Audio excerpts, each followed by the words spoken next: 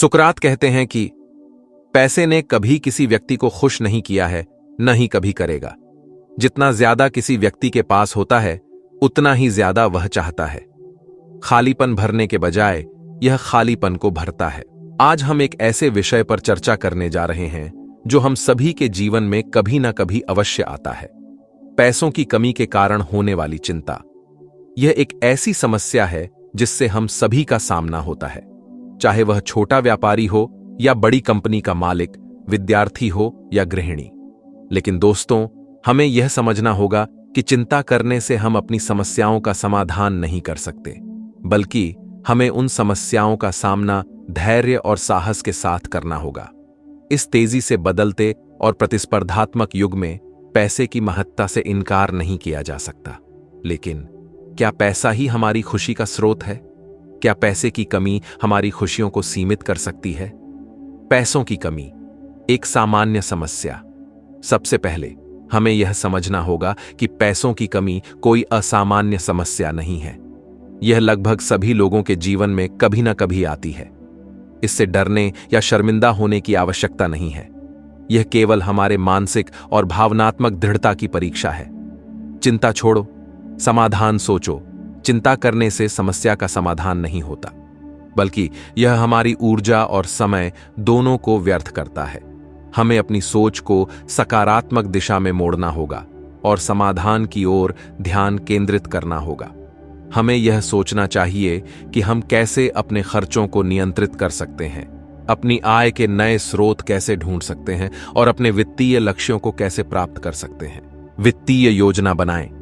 वित्तीय योजना बनाना अत्यंत महत्वपूर्ण है। यह हमें हमारे वित्तीय स्थिति को समझने और हमारे खर्चों को नियंत्रित करने में मदद करता है। हमें अपने मासिक बजट को ध्यान में रखते हुए अपनी आय और खर्चों का विश्लेषण करना चाहिए।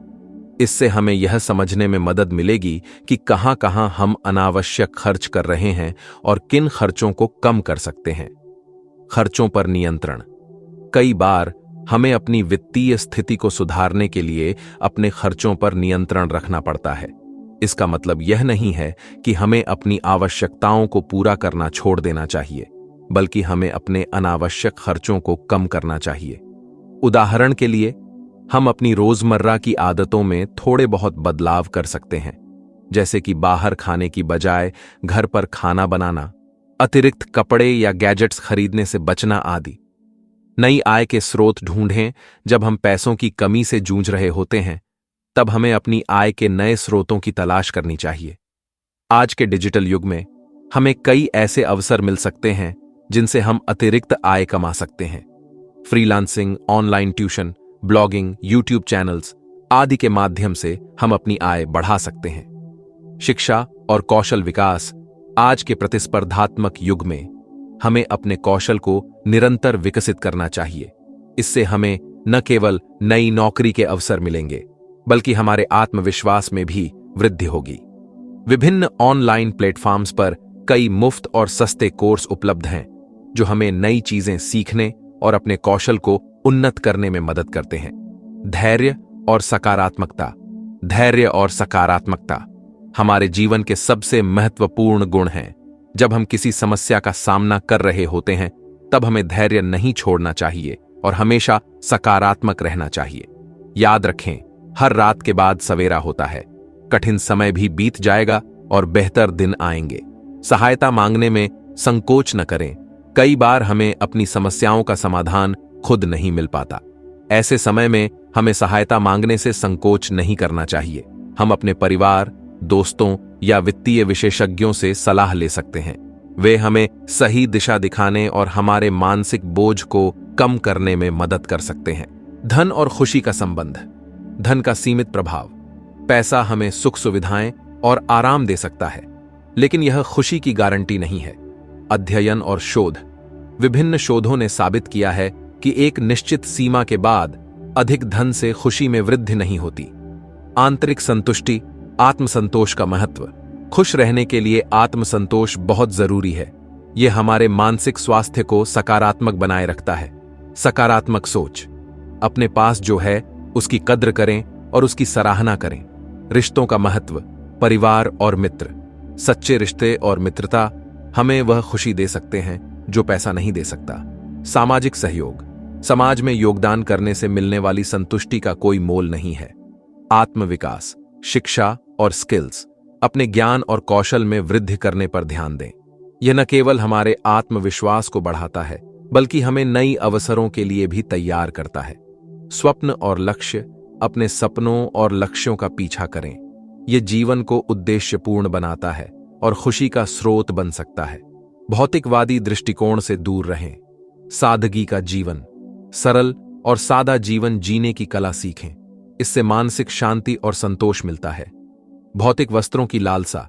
हमें यह समझना चाहिए कि भौतिक वस्त्रों की लालसा अंतहीन है और इससे वास्तविक खुशी नहीं मिल सकती। योग और ध्यान। मानसिक शांति। योग और ध्यान करने से हमारे मन को शांति मिलती है और चिंता दूर होती है। आत्म अन्वेषण। यह हमें अपने भीतर झांकने और वास्तविक खुशी को पहचानने में मदद करता है। समाज में योगदान। सेवा का महत्व। समाज सेवा से मिलने वाली खुशी और संतोष का कोई मुकाबला नहीं है। यह हमारे जीवन को सार्थक बनाता है। सकारात्मक प्रभाव।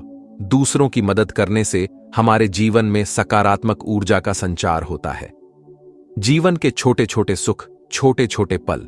जीवन के छोटे छोटे पलों का आनंद लेना सीखें। ये पल हमें निरंतर खुशी देते हैं।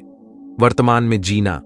भविष्य की चिंता छोड़कर वर्तमान में जीने की कला सीखें। एक समय की बात है, एक छोटे से गांव में रमेश नाम का एक व्यक्ति रहता था।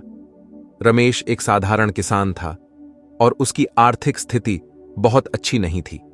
वह दिन रात मेहनत करता, परंतु फसलें कम होने और बाजार में मूल्य गिरने के कारण उसे हमेशा पैसों की कमी रहती थी।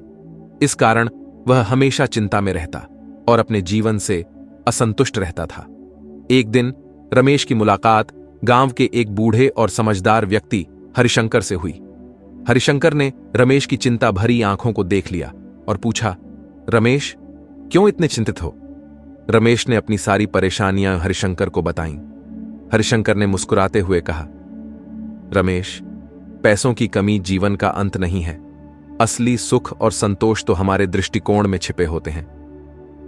रमेश को कुछ समझ में नहीं आया तो हरिशंकर ने उसे अगले दिन अपने साथ चलने को कहा। अगले दिन वे दोनों गांव के बाहर एक पहाड़ी पर गए, जहां से पूरा गांव और उसके आसपास की सुंदरता दिखती थी। हरिशंकर ने रमेश से कहा, देखो, यह सारा सौंदर्य, यह खुला आकाश, यह ताजगी से भरी हवा, यह सब हमारे पास है और यह मुफ्त है। रमेश ने पहली बार महसूस किया कि वह इस सुंदरता को कभी ठीक से नहीं देख पाया था। हरिशंकर ने फिर कहा, जीवन में खुशी पाने के लिए हमें पैसों की जरूरत नहीं है। खुशी हमारे भीतर होती है, हमें बस उसे महसूस करना आना चाहिए। जब तुम अपने आसपास की छोटी छोटी चीजों में खुशी ढूंढना सीख जाओगे तो तुम्हारी सारी चिंताएं दूर हो जाएंगी। रमेश ने हरिशंकर की बातों को गंभीरता से लिया और अपने जीवन को एक नए दृष्टिकोण से देखना शुरू किया। उसने अपने परिवार के साथ समय बिताना शुरू किया, गांव के बच्चों के साथ खेला और प्रकृति की सुंदरता का आनंद लिया। उसने महसूस किया कि उसकी चिंता कम हो रही है और जीवन में संतोष बढ़ रहा है। कुछ समय बाद रमेश ने अपने खेती के तरीके में बदलाव किया और नई तकनीकों को अपनाया, जिससे उसकी फसलें अच्छी होने लगीं। उसकी आर्थिक स्थिति भी धीरे धीरे सुधरने लगी, लेकिन अब उसे पता चल चुका था कि असली खुशी पैसों में नहीं, बल्कि अपने जीवन को सही दृष्टिकोण से जीने में है। इस प्रकार रमेश ने पैसों की चिंता को छोड़कर खुश रहना सीखा और अपने जीवन में संतोष और शांति प्राप्त की। प्रिय साथियों, पैसों की कमी के कारण चिंता करने की बजाय हमें उन चीजों पर ध्यान केंद्रित करना चाहिए जो हमारे जीवन को वास्तव में खुशहाल बनाती हैं। आंतरिक संतोष, रिश्तों की गरिमा, आत्मविकास, सादगी और समाज में योगदान, ये सभी हमारे जीवन को सार्थक और खुशहाल बनाते हैं। आइए हम सब मिलकर यह संकल्प लें कि हम पैसों की कमी के कारण अपनी खुशियों को कम नहीं होने देंगे और हर परिस्थिति में खुश रहेंगे। दोस्तों, जीवन में पैसों की कमी कोई नई बात नहीं है। यह एक ऐसी समस्या है जिसका सामना लगभग सभी को करना पड़ता है। लेकिन हमें इस समस्या से घबराना नहीं चाहिए, बल्कि इसे एक चुनौती के रूप में लेना चाहिए। हमें धैर्य और साहस के साथ इसका सामना करना चाहिए और अपने प्रयासों से इसे पार करना चाहिए। याद रखें, सफलता उन्हीं को मिलती है जो अपनी समस्याओं का सामना धैर्य और साहस के साथ करते हैं। दोस्तों, अगर आपको हमारी वीडियो पसंद आई है तो वीडियो को लाइक करें और चैनल को सब्सक्राइब करें।